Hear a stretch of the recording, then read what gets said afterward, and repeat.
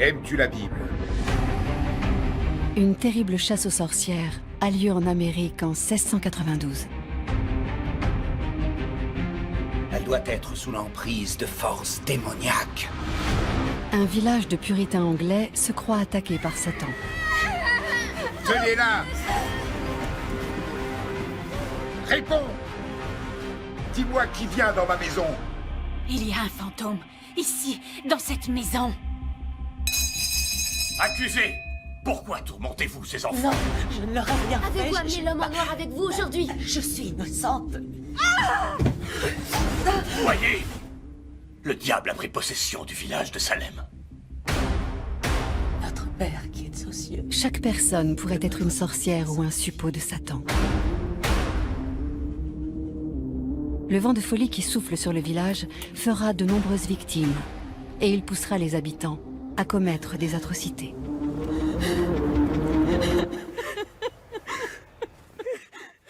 N'y en a-t-il aucun d'entre vous qui puisse me regarder dans les yeux? Ces crimes entacheront à jamais l'histoire des États-Unis et ils laisseront de nombreuses questions sans réponse.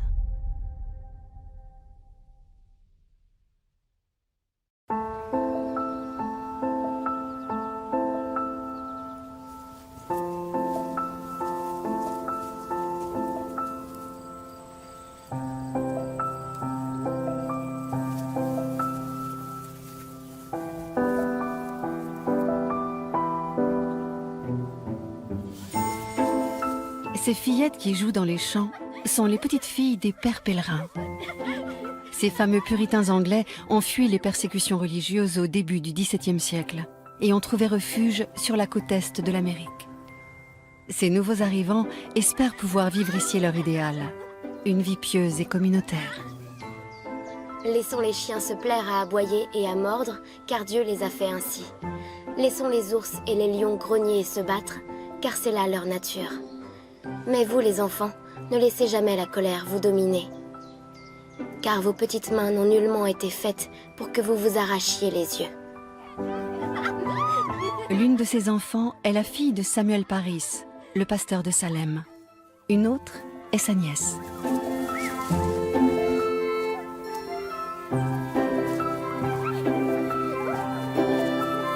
Leurs jeux nous semblent innocents, mais ils sont condamnables aux yeux des puritains.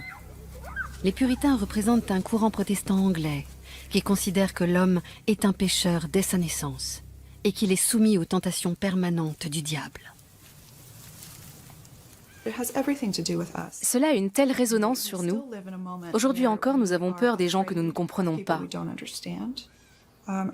C'est pour cela qu'il faut continuer à parler des procès de Salem. Il ne faut pas les jeter aux oubliettes. Il y a des centaines de théories sur la question. Ça fait 300 ans que les gens se demandent ce qui s'est réellement passé à Salem. Ce n'était pas un jeu ou une fête comme Halloween. C'était très sérieux et il faut en tirer les leçons. À cette époque, la Nouvelle-Angleterre est en guerre contre des tribus indiennes alliées aux Français. Les postes avancés anglais sont attaqués et leur population est massacrée. Les rescapés se réfugient à Salem.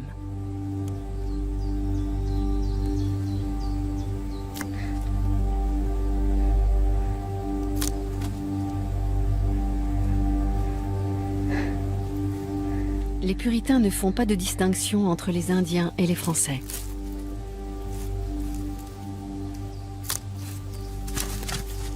Certains croient voir un homme en noir, un diable, caché dans les bois. Imaginez que vous viviez à cette époque. Vous êtes persuadé qu'il y a des forces maléfiques qui cherchent à vous nuire. Mais vous ne savez pas à quoi elles ressemblent. Vous ne savez pas qui sont les méchants.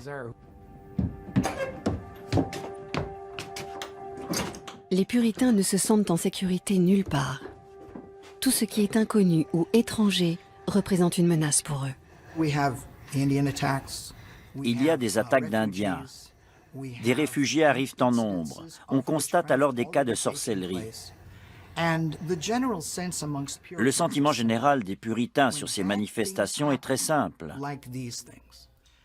Pour eux, les malheurs ne surviennent jamais sans raison. En fin de compte, tout événement, que ce soit la mort d'un chien, la maladie d'une vache ou d'un enfant, l'incendie d'une maison ou une épreuve quelconque, tout a forcément une cause qui transcende l'individu et qui est donc Dieu ou Satan. Puisqu'ils sont convaincus de la nature pécheresse de l'homme, les puritains font preuve d'une grande sévérité envers eux-mêmes. Pour obtenir le salut, ils suivent l'enseignement du Christ à la lettre, mènent une vie austère et respectent une morale inflexible. Dans une communauté puritaine comme celle de Salem, on attend de chacun qu'il se soumette à ses principes.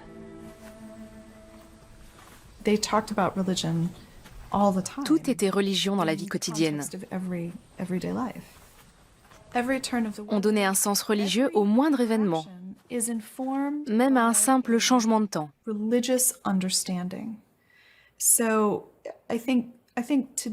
Aujourd'hui, la religion représente un modèle de pensée comme un autre, alors qu'à l'époque, elle sous-tendait toute approche du monde.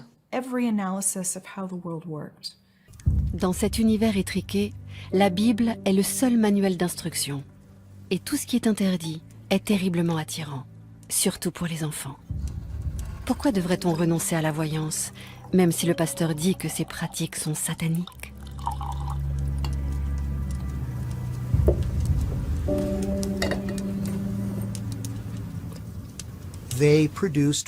Elles ont fabriqué ce qu'on appelait à l'époque, dans la tradition populaire anglaise, un verre de Vénus. C'était un verre rempli d'eau dans lequel on mettait un blanc d'œuf en suspension. Les filles regardaient dans ce verre pour savoir quel homme elles allaient épouser, quel métier il aurait. C'était crucial dans la vie d'une femme. Je crois bien qu'il y a quelque chose. Non, ça a disparu, il n'y a rien. Ce n'est que le reflet de la flamme dans le verre. Ces filles savaient que les bons chrétiens ne se livraient pas à la divination, surtout dans la maison d'un pasteur puritain. C'était interdit. Et c'est à partir de là que les choses ont commencé à mal aller.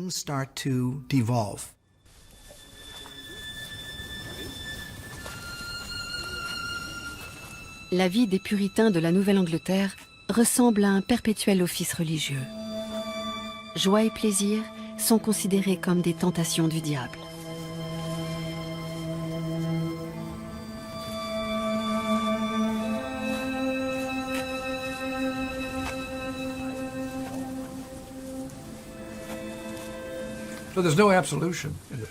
Dans le puritanisme, il n'y a pas d'absolution et pas de confession. Le fidèle doit intérioriser ces processus. C'est en vous, lui dit le pasteur dans ses sermons. Regardez à l'intérieur de vous et vous trouverez le péché dont vous ne vous êtes pas repenti. C'est le défaut du puritanisme, cette attention exagérée accordée au péché et à l'introspection, sans véritable exutoire pour toute l'agitation que cela cause. Chaque homme répond personnellement de ses actes devant Dieu et garde pour lui ses doutes et ses remords. Notre Père qui es aux cieux, que votre nom soit sanctifié, que votre règne vienne. Il garde aussi ses passions refoulées et ses hontes. Pardonnez-nous nos offenses, Comme nous pardonnons à ceux qui nous ont offensés, et ne nous laissez pas succomber à la tentation, mais délivrez-nous du mal. Amen. Dieu aurait-il abandonné Salem?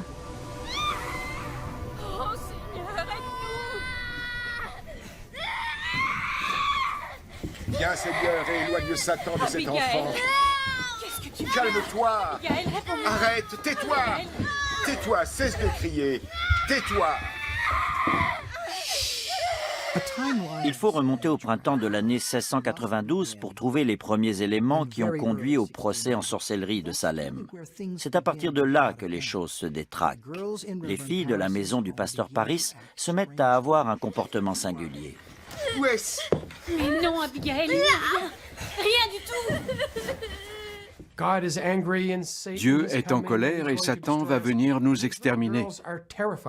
Ces petites filles sont terrifiées. Et leur angoisse se traduit par des symptômes physiques.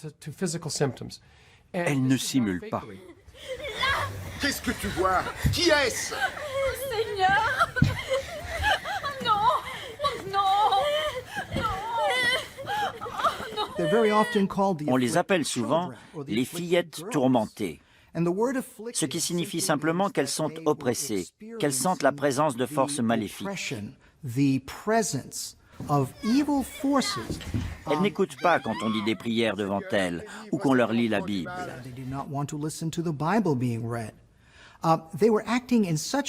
Leur comportement est si étrange que le pasteur Paris fait venir le médecin, je crois que c'est le docteur William Griggs, et il lui demande de les examiner pour voir si elles ont une maladie, une pathologie, un problème physique.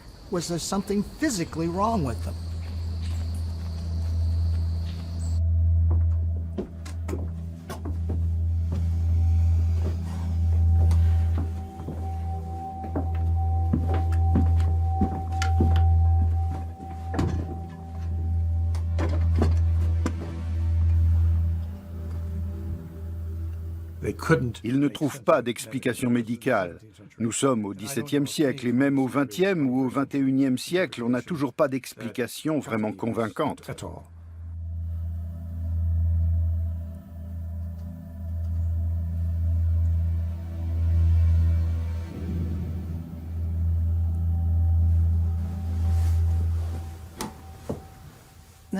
Dans les années 70, une nouvelle théorie a rencontré un vif succès pour expliquer les procès de Salem. Il s'agirait de l'ergotisme. Les fillettes tourmentées se seraient intoxiquées avec du pain contenant un champignon appelé l'ergot du seigle, qui leur aurait donné des hallucinations. Cette théorie a beaucoup plu, parce qu'il s'agissait d'une forme naturelle de LSD, qui était une nouvelle drogue dont on parlait beaucoup à l'époque. Mais le mois suivant la publication de cet article, la théorie a été réfutée dans la même revue par 2 autres chercheurs qui ont montré que l'ergotisme ne provoquait pas de convulsions. C'est bien beau, mais les choses ne marchent pas comme ça. C'est comme pour les médicaments de nos jours. On vous dit prenez un cachet et ça ira mieux. Les gens aiment ce genre de solution, mais ça ne marche pas pour Salem. 1 ou 2 personnes avaient peut-être ce genre de symptômes, mais cela n'explique pas pourquoi des dizaines de personnes en ont accusé d'autres de sorcellerie un peu partout dans la région. Je suis navré de le dire, mais il n'y a pas qu'une seule cause. C'est plus compliqué que cela.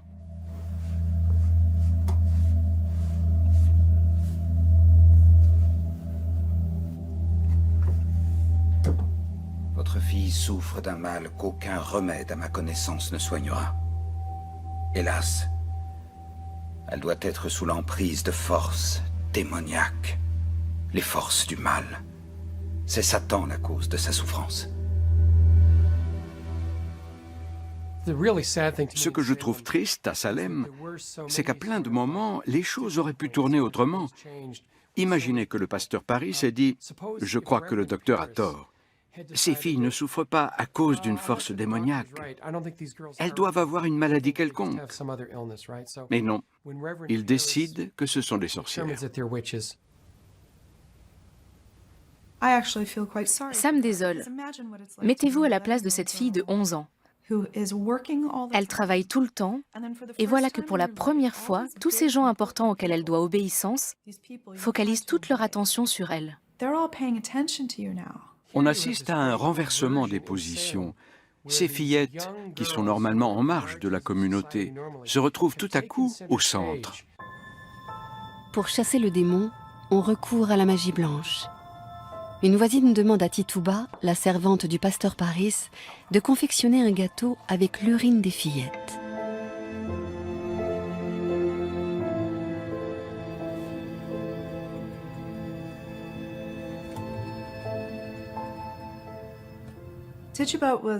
Tituba est née à la Barbade. Elle descend sans doute des Indiens Caraïbes. C'est une esclave au service de Paris. Elle est tout en bas de la hiérarchie sociale.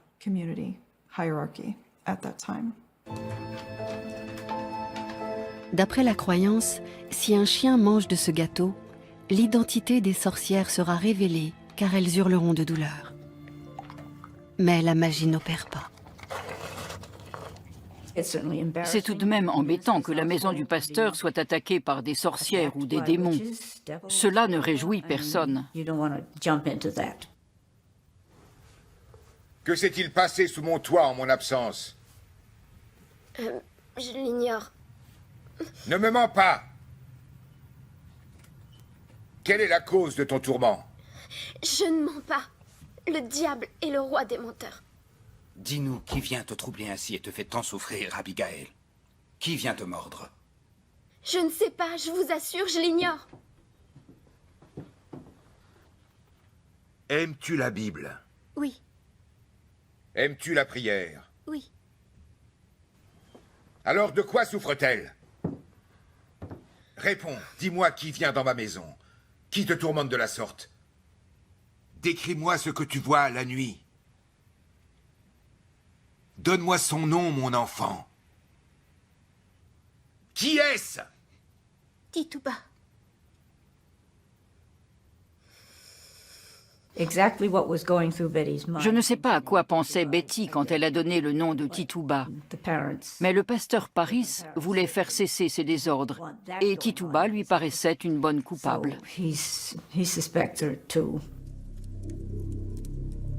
Les fillettes ont l'habitude de se regrouper autour de Tituba dans la cuisine.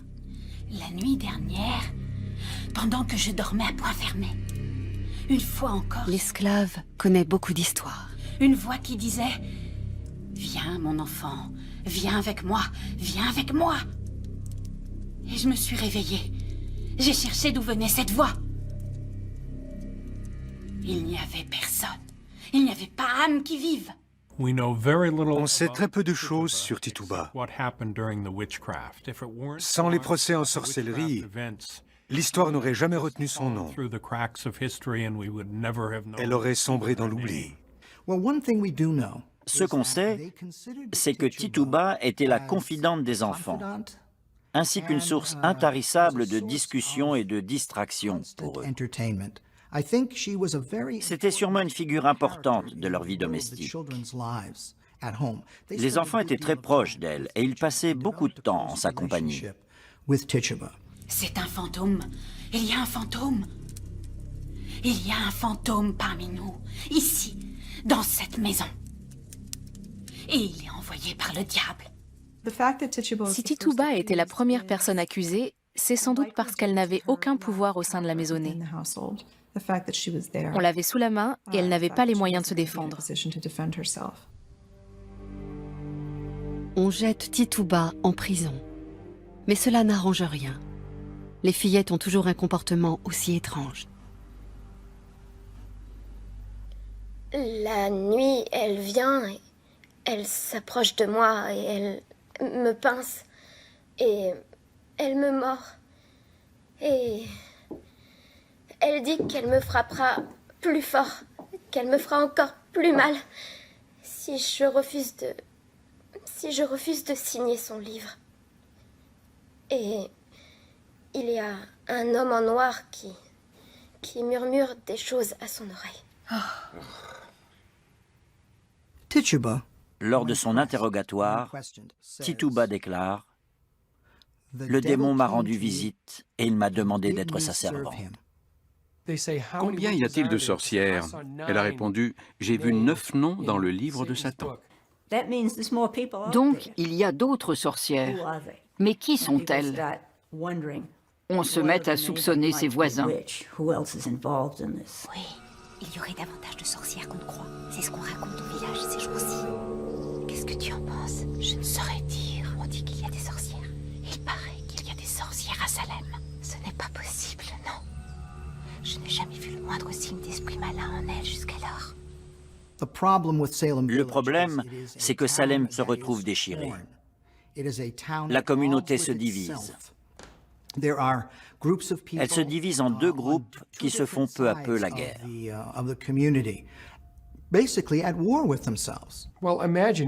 Si on remplace le mot sorcière par le mot terroriste, on commence à comprendre les enseignements de Salem. Actuellement, on ne sait pas qui sont les méchants. On a du mal à les identifier. Pourtant, ils existent. C'était pareil en 1692, mais avec les sorcières, les gens pensaient qu'elles pouvaient faire du mal. De nos jours, les terroristes existent, mais on ne sait pas où ils sont. Ça peut être n'importe qui. Un voisin ou un parent peut très bien être un terroriste ou une sorcière.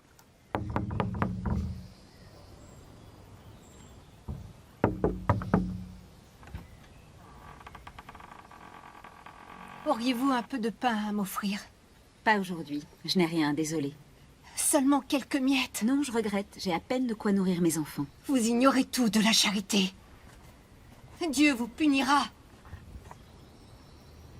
Vous verrez, le Seigneur vous jugera. Vous et votre famille, vous paierez pour votre égoïsme. Les marginaux sont dans une position difficile en tout lieu et à toute époque. Mais je pense plus particulièrement au Massachusetts au XVIIe siècle. Il n'y a pas de place pour les marginaux. Ils ne font pas vraiment partie de l'Église, ou alors accidentellement. Ils ne font pas partie du système familial, au sens où les bonnes gens n'en veulent pas pour mari ou femme. En revanche, ils sont soumis aux mêmes lois, pour le pire, car on les considère comme des fauteurs de troubles.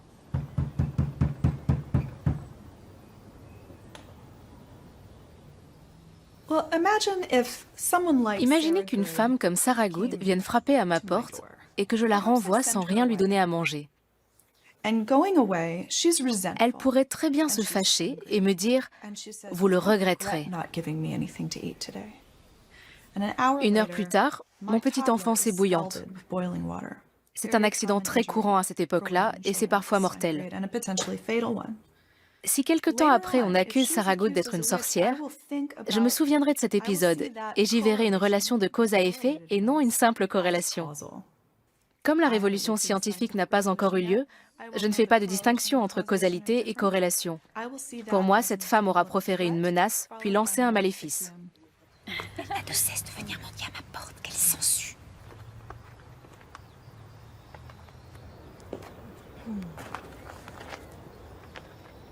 Quand la chasse aux sorcières commence, les marginaux sont en très mauvaise posture. Ils sont une cible facile. Et de fait, du jour au lendemain, on ne les voit plus comme des marginaux, mais comme des sorcières. À l'époque, une sorcière était une personne qui avait conclu une entente avec le diable. Mais les soupçons des bonnes gens ne s'arrêtent pas aux marginaux. On pense que le diable est un grand séducteur qui aime à corrompre les dévots, et que par conséquent, ces dévots devenus suppôts de Satan peuvent parfaitement se cacher sous les traits d'une personne pieuse. Avec ce genre de logique, le cercle des suspects s'élargit à l'infini. Même les gens les plus honorables deviennent une cible.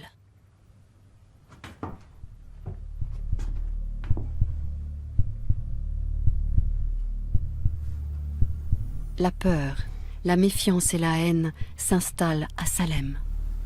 Le malin doit bien ricaner.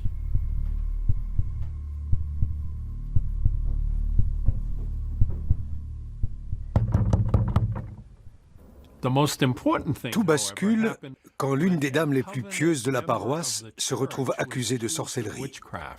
Rebecca Nurse est membre de la paroisse de Salem. Elle a une bonne réputation et sa famille la soutient. Mais elle se retrouve quand même au banc des accusés.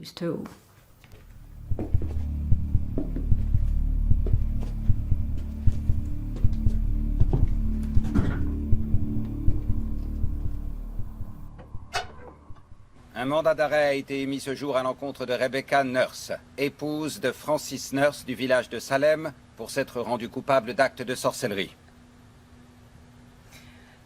Mais je n'ai jamais pratiqué d'actes de sorcellerie de ma vie. Vous avez infligé des sévices corporels sur les personnes de Abigail Williams et Anne Putman. En conséquence et en leur nom, je me dois de vous arrêter et de vous conduire sur le champ devant les autorités de justice, Madame Rebecca Nurse. Non, j'ai rien fait de pareil. Je ne comprends pas de quoi on m'accuse. Je leur ai fait aucun mal. Je suis innocente. Allez prendre quelques affaires. Non, non. Nous avons peu de temps.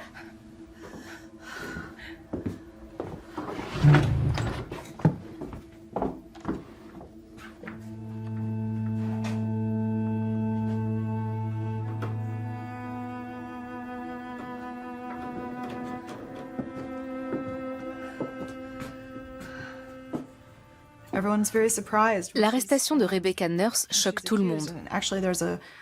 On rédige une lettre en sa faveur. Les gens signent pour prendre sa défense et dire qu'il s'agit d'une erreur, mais cela ne suffit pas à la sauver. Rebecca Nurse n'a pas droit à grand-chose en prison. Une Bible lui apportera un peu de réconfort.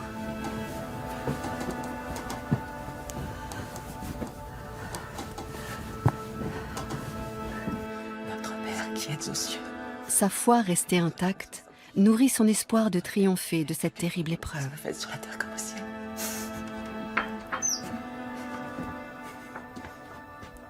Venez, Rebecca Nurse.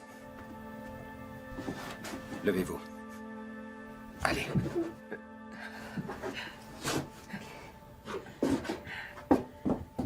N'importe qui peut être une sorcière. Il n'est pas nécessaire de ressembler à une sorcière, ni même d'agir comme une sorcière pour en être une. On peut pratiquer la sorcellerie en secret. Cet argument ouvre la voie à un déluge d'accusations. Et entre avril et mai, de nombreuses personnes sont interrogées et jetées en prison. Bonjour. Est-ce que le fossoir de mon mari est prêt? Oui, je l'ai terminé.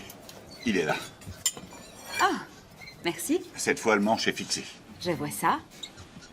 Vous avez entendu la rumeur? Quelle rumeur? Sa sorcellerie aurait déjà conduit son premier mari dans la tombe. Oui, j'ai entendu. Et moi-même, je pourrais ajouter à ça que cette femme est venue frapper à ma porte. Il y a à peu près 1 mois et demi. Elle a eu un petit différend avec ma femme. 1 semaine plus tard, notre meilleure vache mourrait soudainement. Seigneur. Oui. Quel malheur. Lorsqu'une chose provoque en nous un vague sentiment de culpabilité, de péché, quelle est notre première réaction? C'est de projeter cette culpabilité sur quelqu'un d'autre. C'est de la psychologie élémentaire. On projette ses sentiments sur les autres. Ce n'est pas ma faute, c'est celle des autres. C'est à ce moment-là qu'intervient la figure de la sorcière. Je crois bien que c'est une sorcière. Que Dieu nous vienne en aide. Oui, puisse-t-il nous aider. Merci, Monsieur Smith. Au revoir. Pour établir qu'une personne est coupable de sorcellerie, il faut soit des aveux, soit 2 témoins qui certifient avoir vu la personne commettre un acte de magie noire. Or, puisque la magie noire n'existe pas, comme vous le savez, il est difficile d'obtenir l'une ou l'autre de ces preuves. Donc, à la place, on accumule des preuves plus discutables. Et comme à Salem, en 1692, les gens croient dur comme fer à la sorcellerie et à la présence de Satan à cause de ce qui se passe dans la colonie, ils se contentent de ces éléments pour établir la culpabilité des accusés. Les accusés risquent plus que leur place ou leur réputation. Les témoignages peuvent conduire à la peine de mort.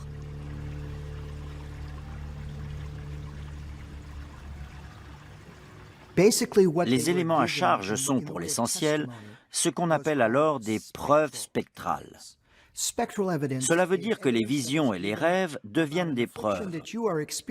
Le témoin est menacé, agressé, torturé par un esprit que personne ne peut voir si ce n'est que lui-même. L'accusateur devient ainsi le seul témoin de son accusation. C'est lui qui fournit la seule preuve utilisable.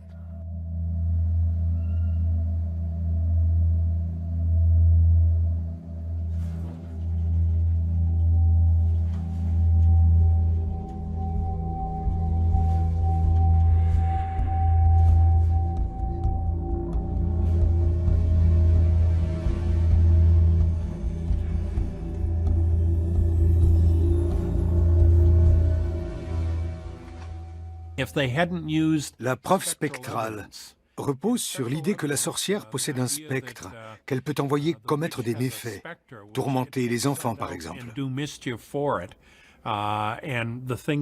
Les enfants vont déclarer que le spectre de telle ou telle personne est en train de les étrangler, mais ils sont les seuls à le voir. Si le juge William Stoughton avait dit « Argument rejeté », Les dires de l'accusation ne sont pas corroborés par un minimum de 2 témoins. Cela aurait coupé court aux accusations de sorcellerie. L'affaire de Salem n'a pas été traitée avec impartialité. Sur le plan de la procédure juridique, plusieurs choses ont nui à la recherche de justice et d'équité. Le procès est devenu une forme de divertissement. Accusé! Avec quel esprit malin avez-vous pactisé? Aucun. Reconnaissez-vous avoir signé un pacte avec le diable? Mais j'ai jamais vu le diable de ma vie. Pourquoi tourmentez-vous ces enfants? Je leur ai rien fait. Avez-vous amené l'homme en noir avec vous aujourd'hui? Je suis innocente. Qui vous a ordonné de maltraiter ces enfants? Mais enfin, personne. Ne m'avez-vous point demandé de défier Dieu et de mourir? Non, jamais. Elles affirment que votre spectre vient les tourmenter, les mordre, les pincer et les obliger à écrire dans ce livre. Avec quel livre les tentez-vous? Aucun livre, je suis innocente. Avez-vous vous-même écrit dans ce livre? Je suis innocente, j'ai rien fait. Dites-nous ce que vous avez fait. Avez-vous des esprits familiers? Je n'ai pas d'esprit familier. Les interrogatoires menés avant le procès étaient publics. Tous ceux qui le souhaitaient pouvaient y assister. Les magistrats prenaient les dépositions, puis décidaient de garder ou non la personne en détention. Parfois, ils la soumettaient à des petites épreuves. Ils disaient par exemple, si vous êtes innocent, récitez la prière du Seigneur. La plupart des gens connaissaient parfaitement cette prière, mais il suffisait que le juge leur demande de la réciter pour qu'ils se trompent. Notre Père, qui êtes aux cieux, que votre nom soit sanctifié, que votre règne vienne sur la terre comme au ciel. Donnez-nous aujourd'hui... Donnez-nous aujourd'hui Donnez-nous notre pain de ce jour et pardonnez-nous nos offenses, comme nous pardonnons à ceux qui nous ont offensés. Ne nous laissez pas succomber à la tentation, mais délivrez-nous du mal, car vous êtes là. Le royaume, la puissance et la gloire pour les siècles des siècles. Amen. Bien, vous avez, semble-t-il, oublié notre pain de ce jour. Non, c'est ce que je suis... Le sacrement du pain de ce jour. J'étais effrayée. Je suis effrayée par ce procès. Nous procédons à votre arrestation immédiate et nous ordonnons la recherche de toute marque satanique sur votre personne, ce qui attesterait avec force de votre pacte avec le diable. Ils voulaient faire le ménage, si je puis m'exprimer ainsi.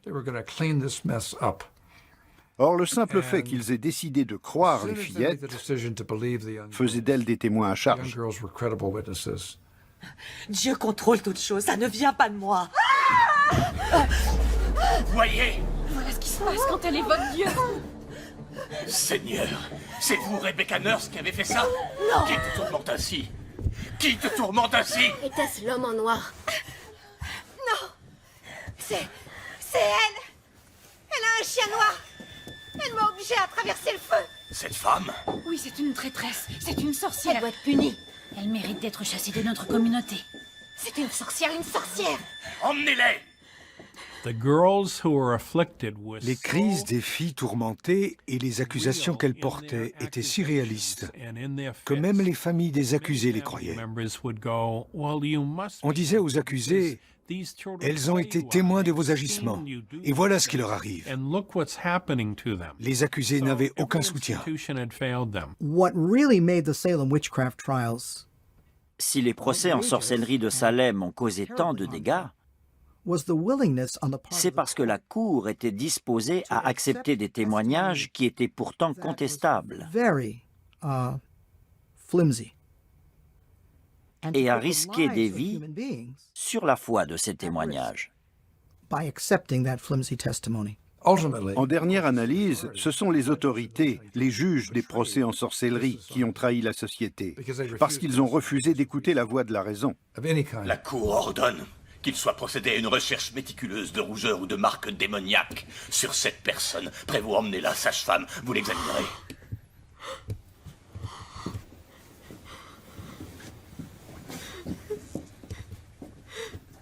Le pouvoir est entre les mains d'hommes exclusivement, qu'ils soient juges ou théologiens. Et ce pouvoir s'exerce pour l'essentiel sur le corps des femmes. Il y a une curieuse triangulation du pouvoir autour du corps des femmes. Il y a bien quelques hommes accusés de sorcellerie et exécutés à Salem, mais on les inculpe pour la plupart parce qu'ils sont mariés à une femme elle-même accusée.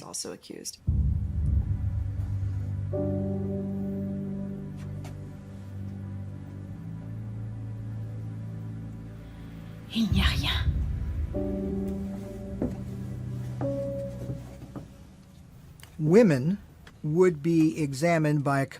Un comité de femmes examinait les accusés de sexe féminin à la recherche de marques ou de rougeurs qu'on appelait des marques de sorcières ou des mamelons de sorcières.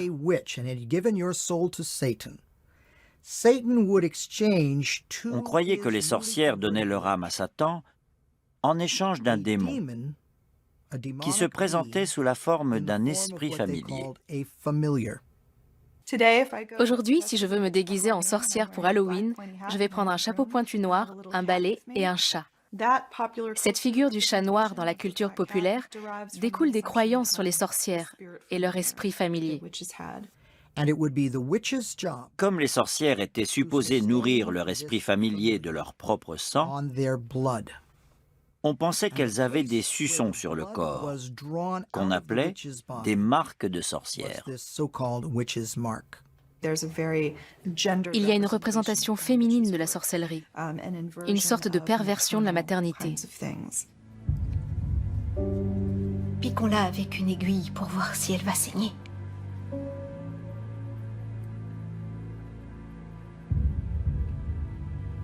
Elle ne saigne pas. Non, pas du tout. Elle n'a même pas semblé avoir mal. Non. On perce les protubérances de la peau avec des aiguilles pour voir si elles sont naturelles ou surnaturelles. Si cela ne fait pas mal ou si ça ne fait pas couler de sang, on considère que ce n'est pas naturel. Ils se sont retrouvés englués dans un bourbier, incapables de faire la distinction entre les différents types de preuves. Et ils ont exercé une énorme pression sur les accusés pour leur soutirer des aveux. Les premiers procès s'ouvrent au début du mois de juin.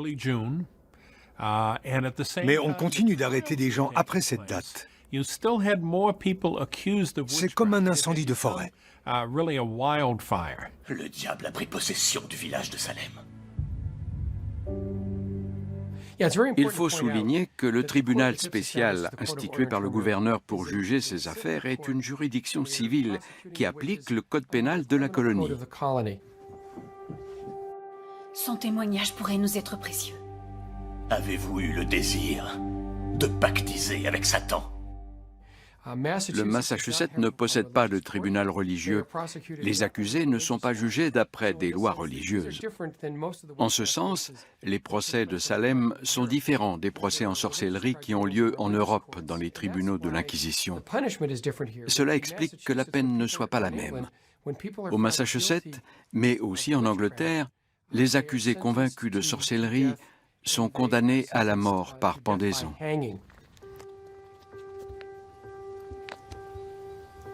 Rebecca Nurse et 4 autres femmes sont pendues le 19 juillet 1692.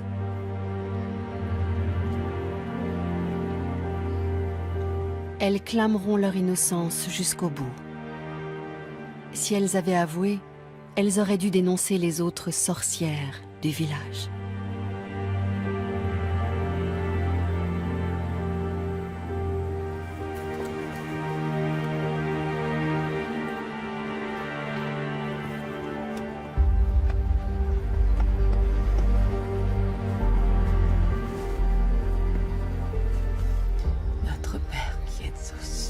Que votre nom soit sanctifié, que votre règne vienne, que votre volonté soit faite, sur la terre comme au ciel.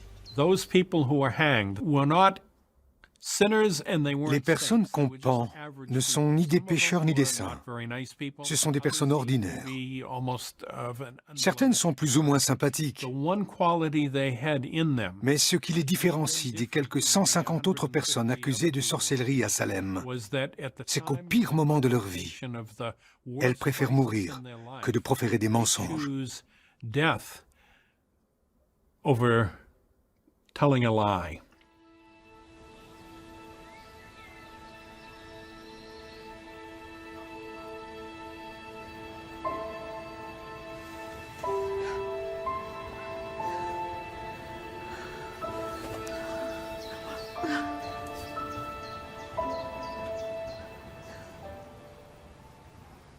Ce qui est atroce et vraiment affligeant à Salem, et qui en fait un épisode à part dans l'histoire, c'est que les accusés plaident tous non coupables. Malgré cela, on les juge coupables et on les condamne à mort. Ils montaient sur l'échelle, on leur passait la corde au cou, puis le bourreau les retirait de l'échelle, comme on disait alors. C'est-à-dire qu'il attrapait leurs pieds et les poussait. Les condamnés mouraient par strangulation.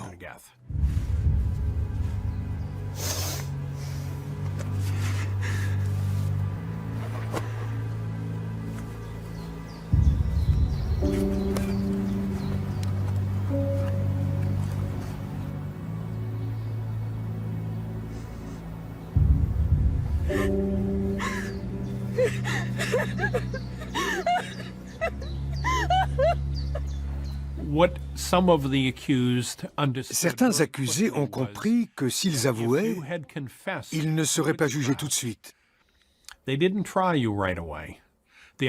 Parce que les accusés considérés comme les plus dangereux étaient ceux qui refusaient d'avouer. Donc c'était eux qu'on jugeait en premier. Parfois, on nous demande, si tous ceux qui ont avoué ont eu la vie sauve, pourquoi tout le monde n'a pas avoué? Eh bien, il y a deux raisons à cela. D'abord, le mensonge était considéré comme un péché mortel, et les gens y croyaient. Ils ne voyaient pas l'intérêt de continuer à vivre en ayant la certitude d'aller en enfer après leur mort. Ensuite, rien ne garantissait la vie sauve aux accusés qui avouaient. C'est après coup qu'on a constaté que le tribunal les avait épargnés,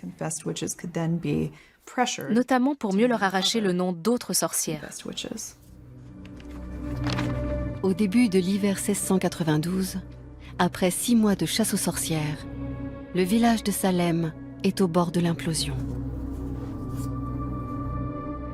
Notre Père qui êtes aux cieux, que votre nom soit sanctifié, que votre règne vienne, que votre volonté soit faite sur la terre comme au ciel. 25 personnes sont mortes et plus d'un tiers de la population est en prison. Les familles s'entredéchirent dans un climat de suspicion généralisée.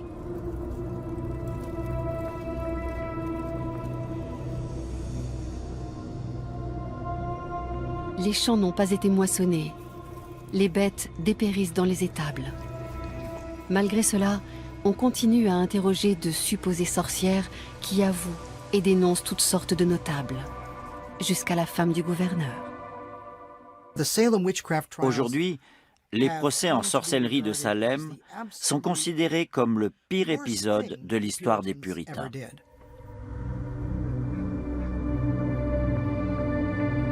La communauté de Salem est prise à son propre piège et ne sait plus comment en sortir.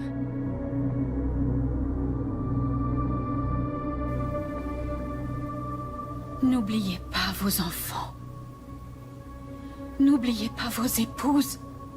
Il n'est nul procès plus lourd à porter que celui de nos péchés. Délivrez-moi, Seigneur. Après cette catastrophe, ce traumatisme, la communauté n'a plus jamais été la même. Elle a été incapable de reprendre sa vie d'avant. C'est l'heure des remords. Chacun se demande comment les choses ont pu en arriver là. Nous sommes réunis aujourd'hui par devoir. Parce que le diable s'est logé dans notre communauté. Beaucoup d'entre nous ont été faibles. Nous avons délaissé les Écritures. Nous avons failli à notre devoir chrétien.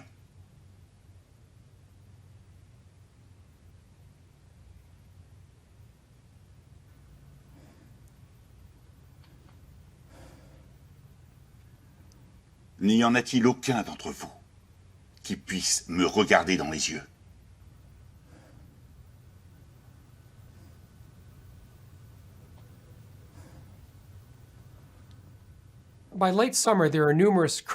À la fin de l'été, des critiques s'élèvent. On s'inquiète de la tournure que prennent ces procès en sorcellerie, notamment un certain Thomas Brattle. C'est un négociant et l'un des grands esprits scientifiques de Boston à l'époque. En gros, il dit « Nous en oublions le sens commun. Nous n'aurions jamais dû accepter l'épreuve spectrale. » Thomas Brattle dénonce l'hystérie collective qui s'est emparée de Salem. Il a étudié les mathématiques à l'université d'Harvard et appartient à la Royal Society de Londres, qui rassemble les meilleurs savants de l'époque.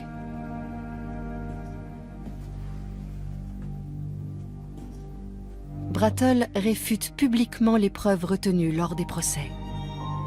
Peu après, le gouverneur de la colonie dissout le tribunal spécial de Salem. Il vaut mieux laisser échapper 100 sorcières que condamner un seul innocent.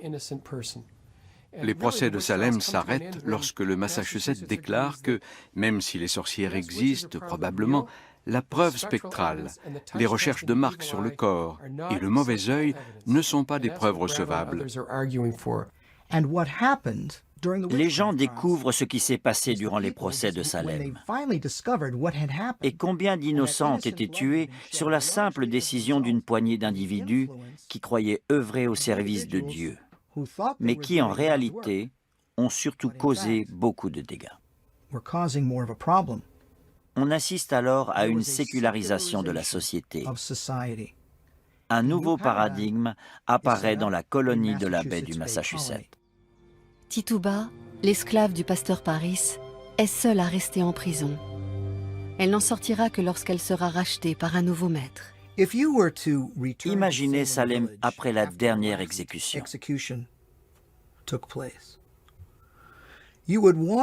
Cette communauté vient de traverser la pire crise qu'une communauté puisse vivre.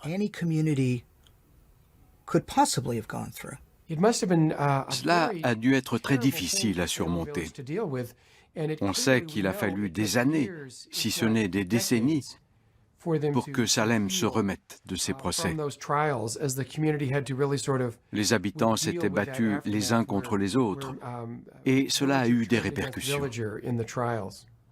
Il y avait 550 habitants. Chaque famille comptait un accusé ou un accusateur.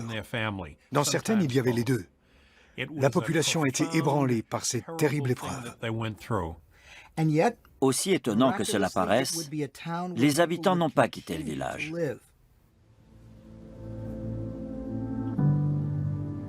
De nos jours, Salem est une ville aisée des environs de Boston, érigée en capitale des sorcières et d'Halloween par les agences de tourisme. Mais les fameux procès en sorcellerie ont marqué un véritable tournant dans l'histoire des États-Unis.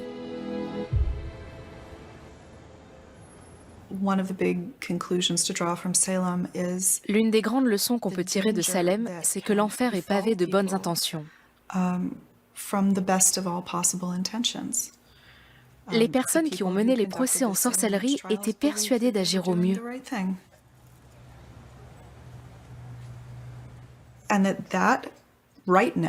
Le fait que cela ait débouché sur une grave injustice est l'une des raisons qui explique, à mon sens, que notre société n'arrive pas à oublier Salem.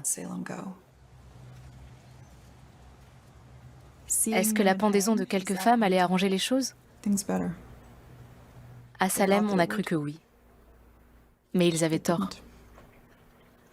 L'être humain commet toujours la même injustice, mais à chaque fois sous une forme différente. Depuis Salem, combien de personnes ont été persécutées juste parce qu'elles étaient différentes des autres? Saurons-nous réagir à temps la prochaine fois? Tant qu'il y aura des boucs émissaires, des préjugés, de la haine et de l'intolérance, tant qu'il y aura du racisme et qu'il faudra clamer que les vies noires comptent aussi, comme c'est le cas aux États-Unis aujourd'hui, on continuera à assister à des chasses aux sorcières. En 1692, Salem ne comptait que 550 habitants. Aujourd'hui, nous avons atteint un niveau de développement bien supérieur et nous sommes plus instruits. Mais sommes-nous si différents de nos ancêtres? L'histoire continue de se répéter de nos jours, aux États-Unis, mais aussi en Europe et dans le monde entier. Il a fallu attendre 2001 pour que les dernières victimes des procès de Salem soient officiellement innocentées par l'État du Massachusetts. Dans les années 1950, l'écrivain américain Arthur Miller a repris cette histoire en la réinterprétant à l'aune des hystéries collectives du XXe siècle.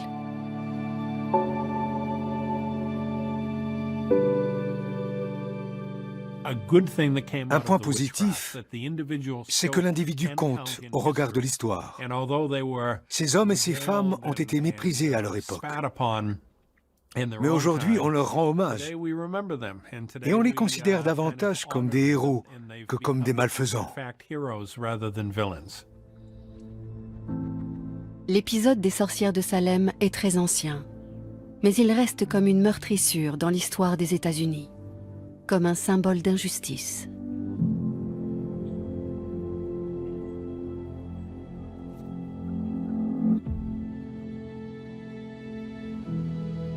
Liberté, justice, pluralité et tolérance. Les nations peuvent inscrire ces valeurs à leur constitution. Mais elles doivent surtout les transposer dans la réalité et les défendre contre les attaques qui ne manquent pas de se répéter.